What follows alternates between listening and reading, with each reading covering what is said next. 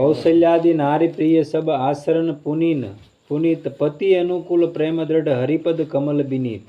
दशरथ राजानी કૌશલ્યાદિ રાણીઓએ પતિવ્રત ધર્મની પાળનારી વિનમ્ર અને રાજાએ અનુકૂળ રહી તેમની સેવા કરવા સદા તત્પર રહેતી અને શ્રી હરિના ચરણ કમળમાં દ્રઢ પ્રીતિ ધરાવતી હતી. એક વાર ભૂપતિ મન માહી ભેગલાની મોરે સુત નાહી ગુરુ ગૃહ ગયું તુરંત મહિપાલા શરણ લાગી કરી બિનય વિશાલા. રાજાના મનમાં એવો સંશય થયો કે મારે પુત્ર નથી, હવે કરવું શું? એટલે એ વશિષ્ઠ મહારાજની પાસે જાય છે. વશિષ્ઠ મહારાજ એને બતાવે છે. આ વિનમ્ર ભાવથી વિનંતી કરે વશિષ્ઠ મહારાજના શરણોમાં પડીને. એટલે એ કહે છે, નિજ દુઃખ સબ સુખ સબ ગુરુ હિ સુનાવું કહી વશિષ્ઠ બહુ વિધિ સમજાવું ધરહુ ધીર હોહી સુત સારી ત્રિભુવન વિદિત ભગત ભયહારી. પછી પોતાના દુઃખની વાત ગુરુજીને કહીને વશિષ્ઠ મુનિએ ધ્યાન ધરી થોડીવાર પછી દશરથ રાજાને કહ્યું, રાજન તમે ધીરજ રાખો, તમારે ત્યાં ભક્તજનોના રક્ષક અને મહાપ્રતાપી 4 પુત્રો થશે. શ્રૃંગી ઋષિ વશિષ્ઠ બોલાવા પુત્ર કામ શુભ યજ્ઞ કરાવા ભગતિ સહિત મુનિ આહુતિ દિનહે પ્રગટે અગ્નિ શરૂ કર લીનહે. આમ કહી ગુરુએ શ્રૃંગી ઋષિને આશ્રમે બોલાવ્યા અને શુભ પુત્રયષ્ઠી આયોજન કરવામાં આવ્યું. તુરંત યજ્ઞનો આરંભ કરવામાં આવ્યો. મુનિએ મંત્રોચ્ચાર સાથે યજ્ઞમાં ઉત્તમ આહુતિઓ આપી. કેટલીક વારે યજ્ઞકુંડમાંથી એક અગ્નિદેવ હાથમાં પાયસ ભરેલો સુવર્ણનો સરુ હવિષ્યાન લઈને સર્વના આશ્રય વચ્ચે પ્રગટ થયા. હવે જો બધી વસ્તુ બધા માણા કરી શકતા હોય તો વશિષ્ઠ મહારાજને શ્રૃંગી ઋષિને ન બોલાવવા પડે ને. આ સાબિત થાય એમ નહીં, પણ આ યજ્ઞ પુત્રેષ્ઠી યજ્ઞ આ કરી શકતા થાય એમ શ્રૃંગી ઋષિ. હા, એમ અલગ અલગ બધાનું કામ હોય એમ. મતલબમાં વશિષ્ઠ મહારાજના આ યજ્ઞ ન કરી શકતા એમ કહેવાનો મતલબ ઈ. અને આ બાલકાંડ મેં તો મારે આગળ છે ત્યાં બાલકાંડ ટૂંકમાં આવે, એટલો બધો નહીં, આ તો બહુ લાંબો છે. પણ જે એનો સાર ભાગ છે, જે ભગવાનનો જન્મ થયો ને એ બાલકાંડ બતાવે ને, એ રામભદ્રાચાર્ય છે કે નહીં, એને અનુભવનો આ મેં નથી અનુભવ કર્યો, હું તો ખાલી વાત કરું. મેં એની પાસે સાંભળેલો. એ રામભદ્રાચાર્ય તો સિદ્ધ પુરુષ છે, તમને ખબર હશે, તુલસી પીઠાધીશ્વર હાલમાં. એ મહાત્માએ વાત કરેલી કે મારી નજર સમક્ષનો અનુભવ, કોઈ માણસને અતિશય આમ આપત્તિ આવી ગઈ હોય, આર્થિક તંગીથી જૂઝતો હોય માણસ, તો 6 મહિના બાલકાંડનો કોઈ પાઠ કરે રોજનો, એટલે એનું ગમે એવું હોય ને ભગવાન પાર પાડી જાય. અને એની નજરનો દાખલો બનેલો. જે આ બનેલી ઘટનાની જ વાત કરું, મારે ઘરની નહીં. એ જ્યારે રામાયણ ભણવા જતા આવડા રામભદ્રાચાર્ય, અને એની હારે એક મહાત્મા, આપણે કેમાં દાદા બેહે એમ, વયોવૃદ્ધ ઉંમરના. હવે એ દાદાના છોકરા હતા ને, એ 3 હતા. એ ત્રણે લગ્ન બગન થઈ ગયા, બધું કમ્પ્લીટ થઈ ગયું. હમણાંની બની ગયેલી ઘટના, ઝાઝો સમય નથી થયો, 25-30 વર્ષ કે 40-50 વર્ષ થયા હોય, વધારે નથી થયું. એટલે એ દાદાની માથે બધું લેણું નાખી દીધું. છોકરાએ કરી નાખ્યું છોકરાએ, પછી ઠોકી દીધું દાદામાંથી કે આલ્યો ભોગવો. હવે ઓલો 80-85 વર્ષની ઉંમર, આ દાદા જેવી ઉંમર, તો એ શું કરવાના? મૂંઝાઈ જાય ને માણા. ભલામણ આ ઉંમરે હવે કામ કરવાની શક્તિ શરીરમાં ન હોય તો કરે શું માણા?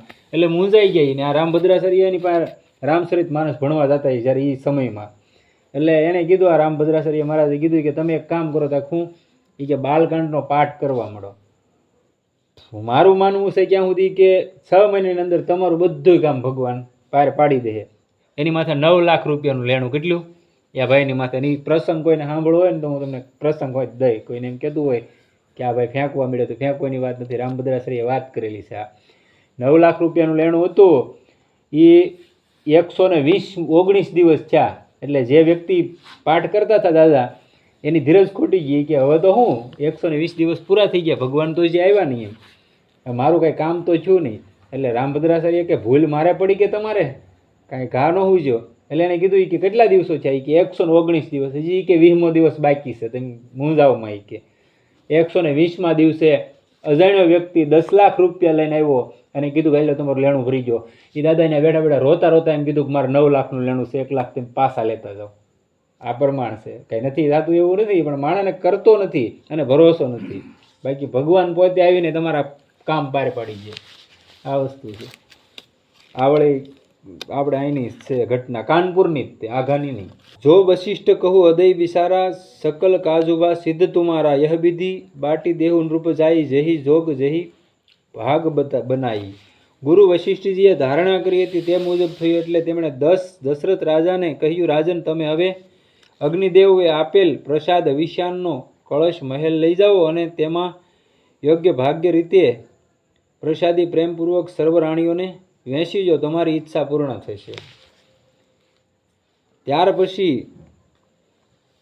તબ અદ્રશ્ય ભયે પાવક સકલ સભી સમુજાઈ, પરમાનંદ મગન નૃપ હર્ષન હૃદય સમાઈ. રોજ કોઈ રામચરિત માનસનો પાઠ કરતું હોય, ઘરે તમે વાંચતા હોય ને, તો આજે સિદ્ધ પુરુષોએ કીધેલી એની જ વાણી, રામભદ્રાચાર્યએ જ વાત કરેલી. કોઈ પણ માણસે નિયમ લીધેલો હોય કે ભાઈ હું રોજ રામચરિતનો પાઠ કરી કે રોજ રામચરિત વાંચીશ, ભલે ને આપણે એ આપણી પ્રમાણમાં પાઠ જ કહેવાય રોજનો નિયમ, તો રોજ 5 દોહા વાંચવાના. કેટલા? ખાલી દોહા નહીં, જે જગ્યાએથી 5 તમે શરૂ કર્યું ત્યાંથી એ સમયગાળામાં 5 દોહા તો આવી જ જવા જોવે, એટલું વાંચવાનું મતલબ મેં. અને હનુમાનજીની મૂર્તિ હોય અથવા તો પ્રતિમા ચૂબી હોય એની સામે બેહીને જ તે ઘણા બધા એને ફાયદા આપેલા છે. આ તો ખાલી હું તમને વાત જ કરું એવું છે. ત્યારબાદ અગ્નિદેવે પણ રાજાને સમજણ પાડી અને અંતર્ધ્યાન થઈ ગયા. દશરથ રાજાનો હર્ષ સમાતો નહોતો. તબહી રાય પ્રિય નારી બોલાઈ, કૌશલ્યાદિ તહા સલિયાઈ, અર્ધ ભાગ કૌશલ્યાહી દિનહા, ઉભય ભાગ આધે કર કિન્હા.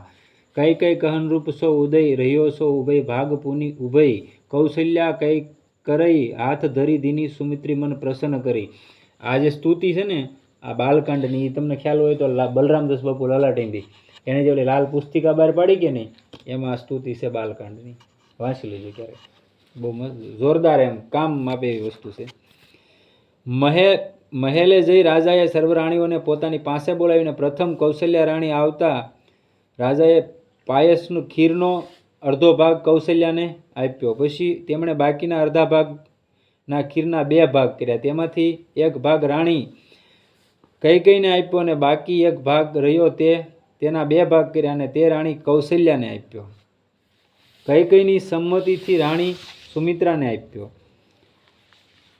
આમ અગ્નિદેવની પ્રસાદી ત્રણેય રાણીઓ ગર્ભવતી થઈ અને ઘણી જ આનંદિત થઈ. જે દિવસથી અયોધ્યાપુરીમાં આનંદ વર્તાઈ રહ્યો હતો, દિવસો વીતતા ગયા અને શોભાશીલ તથા તેજની ખાંડરૂપ ત્રણેય રાણીઓની ક્રાંતિ વધવા લાગી. આમ સુખરૂપ કેટલાક કાળ વીત્યો અને શ્રીહરિ પ્રગટ થવાનો સુઅવસર આવી પહોંચ્યો. જોગ લગ્ન ગ્રહ 12 તિથિ સકલ ભયે અનુકૂલ, સર અરુ અસર હર્ષજૂત રામ જન્મ સુખ મૂલ. ગ્રહ તિથિ બધું અનુકૂળ થઈ ગયું. ભગવાનનો જન્મ થવાનો હતો ને ત્યારે એક દિવસે યોગ નક્ષત્ર લગ્ન તિથિ અનુકૂળ થયા. જળ અને ચેતન સર્વ પ્રફુલ્લિત થયા, કારણ કે આ સમયે સુખના મૂળરૂપ શ્રી રામચંદ્રજીનો જન્મ થવાનો હતો. 9મી તિથિ મધુ માસ પુનીતા, શુક્લ પક્ષ અભિજીત હરિપ્રીતા, મધ્ય દિવસ અતિ ચિતન ધામા, પાવન કાલ લોક વિશ્રામા. પવિત્ર ચૈત્ર માસ 9મી તિથિ શુક્લ પક્ષ અને અભિજીત મુહૂર્ત હતું. બપોરનો સમય હતો. ઠંડી અને તાપ સામાન્ય હતા. આ ઉત્તમ સમયે લોકોનો સુખ શાંતિકારક હતું. શીતલ મંદ સુરભી બહ બાહુ, વર્ષિત સુર સંતન મન સાહુ, બન કુસુમિત ગિરી ગન મનિયારા, સ્ત્રવહી સરિતા અમૃત ધારા. ત્રણેય પ્રકારનો વાયુ શીતળ અને મંદ સુવાસિત વાવા લાગ્યો. દેવોનો હર્ષ અને સંતોના મન પણ પ્રફુલ્લિત હતા. વનો ફળફૂલયુક્ત અને પર્વતો રત્નમણીઓથી ઝળહળી રહ્યા હતા. સર્વ સરિતાઓની અમૃતની ધારા વહી રહી હતી. બ્રહ્માએ આવું વાતાવરણ અને અવસર જોયો એટલે તેમણે આજ્ઞાથી સર્વ દેવતાઓને વિમાનો પર બેસી ચાલ્યા આવ્યા. દેવસમૂહોથી નિર્મળ આકાશ ભરાઈ ગયું. ગંધર્વો આનંદિત થઈ શ્રીહરિના ગુણો ગાવા લાગ્યા અને વારંવાર અયોધ્યાપુરી પર પુષ્પવૃષ્ટિ કરવા લાગ્યા. આ શુભ અવસરને કલ્યાણકારી કરવા નાગો, મુનિઓ તથા દેવો ભક્તિપૂર્વક સ્તુતિ કરવા લાગ્યા. તે સર્વપ્રથમ થઈ વિધિ પ્રકારની ભેટો લાવવા લાગ્યા. આવું બધું થવા માટે ભગવાનનો જન્મ થવાનો હોય ને ત્યારે સુર સમૂહ વિનિત કરી પહોંચે નિજ નિજ ધામ, જગન નિવાસ પ્રભુ પ્રગટે અખિલ લોક વિશ્રામ.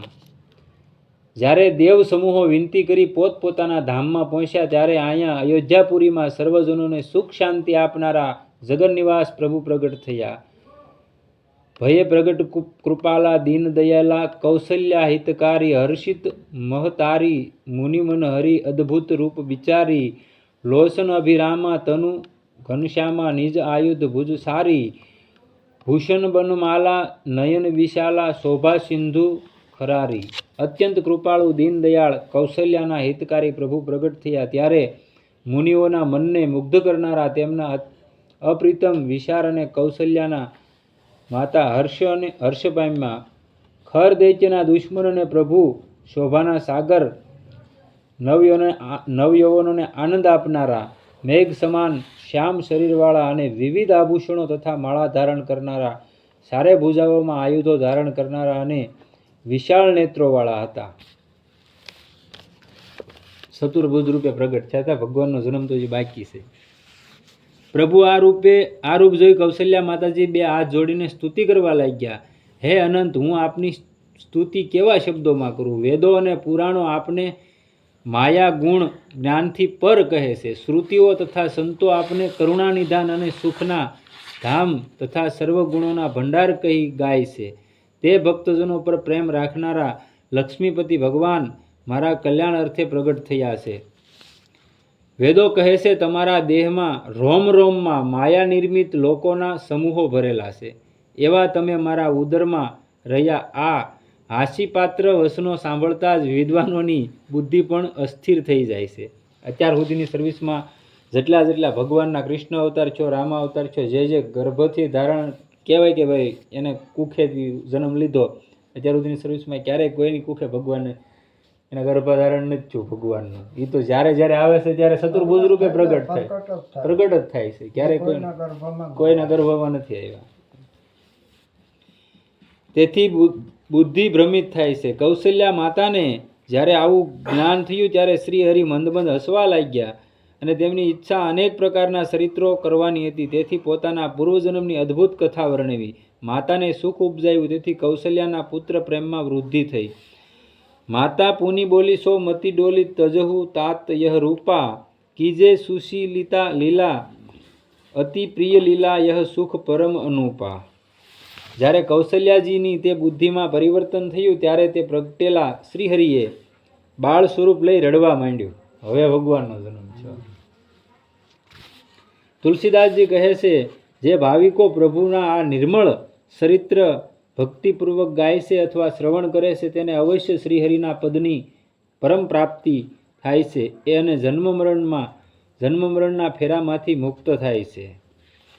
વિપ્રધેનુ સુર સંત હિત લીન મનુજ અવતાર નિજ ઈચ્છા નિર્મિત તનુ માયા ગુણ ગોપાર. જે શ્રી હરિએ ગાયો, બ્રાહ્મણો, દેવો તથા સંતોના હિત માટે અવતાર લીધા છે તેમનું દિવ્ય શરીર તેમની ઈચ્છાથી બન્યું છે. કારણ કે તે માયા તેના ગુણો અને ઇન્દ્રિયોથી પર છે. જ્યારે ભગવાને આ પૃથ્વીનો ભાર ઉતારવા જન્મ લીધો ને ત્યારે આપણી હાટું થઈને હાવ ના આવ્યા. જ્યારે જન્મ લીધો આપણી હાટું આવ્યા એવું ક્યારે ભાડ્યું? માણા હાટું ના આવ્યા ભગવાન. પૃથ્વી પોકારી ઉઠે, એક ગાય પોકારી ઉઠે ને એક સંતો પોકારી ઉઠે કે હવે કોઈ આરો જ નથી. એટલું બધું વધી ગયું કે ધર્મની હાનિ થઈ ગઈ ને આવડા નાસ્તિકોનો પૂર જોશમાં હાલી ગયા હોય કે હવે આવડાને મારી જ નાખો. જ્યારે એવો સમય આવે ને ત્યારે ભગવાન આવે. આ કલ્કી અવતાર છે એમ કે ભાઈ કલ્કી અવતાર થાય કળિયુગમાં. સાચી વાત છે, થાય, પણ હજી એને બહુ વાર થાય ખરો એ પાકી વાત છે. પણ એના વર્ષો હજી લાટ વૈયા જાય તૈયાર થાય. કેમ કે આ પૃથ્વીને કીધેલું છે ને, દેવાય પંડિતે કીધેલું છે ધરતી માથે હેમર હાલશે. કે ખોટી વાત નથી, હાલશે હજી. આ બધું થાય. આપણે પથરા ધણા એ બધું કીધેલું છે થાય ને ત્યારે પરમાત્મા આવશે. કેમ કે જ્યારે ધર્મની હાનિ થાય ને ત્યારે કોઈ મહાપુરુષને મોકલે ધર્મની સ્થાપના કરવા. સંતોથી એ પૃથ્વીમાં ઘણું ઘણું પરિવર્તન થઈ જાય. એ પરિવર્તન આપણે હયાતીમાં જ લઈ લો. 500 વર્ષ પહેલા તુલસીદાસની બધા થઈ ગયા છે, નહીં થઈ ગયા હોય? મીરાબાઈની બધા 500-550 વર્ષ જેવું થયું છે. એ પછીનો કોઈ એવા મહાપુરુષ એક કરપાત્રીજી મહારાજ થઈ ગયા. પછી જે અમુક થયા એ વિસ્તારમાં જ ત્યાં, આખા ભારતમાં નામ નહોતું કોઈનું. એવા જે સિદ્ધ સંત થયા હોય હાલમાં એકમાત્રમાં છે, જે આખા ભારતમાં નહીં વિશ્વમાં એનું નામ છે. તો ભાઈ એ માણસ આપણે એમ જ માનવાનું કે ધર્મની સ્થાપના કરવા દેવાના તે અત્યારે ધર્મની હાવ એમ કહેવાય કઠણાઈ જ બેસી ગયેલી છે. કોણ એટલું બધું માને ભાઈ ધર્મને? હે શંકરાચાર્ય એમ આવ્યા હતા, રામાનંદાચાર્ય એમ જ આવ્યા હતા. રામાનુજાચાર્ય, શંકરાચાર્ય તો 2-3 હજાર વર્ષ પહેલા આવ્યા, બરોબર? અને આ રામાનંદાચાર્ય તો 500 વર્ષ પહેલા આવેલા છે. એટલે જ્યારે જ્યારે ધર્મની હાનિ થઈ હોય ત્યારે અત્યારે હાલમાં એકમાત્રમાં છે એ જ્યારે ધર્મનો જય જ કરે છે ને, ત્યારે તો કેદુનું ઓલાઈ ગયું હોત અને આપણે 100% ઓલાઈ જ જાય.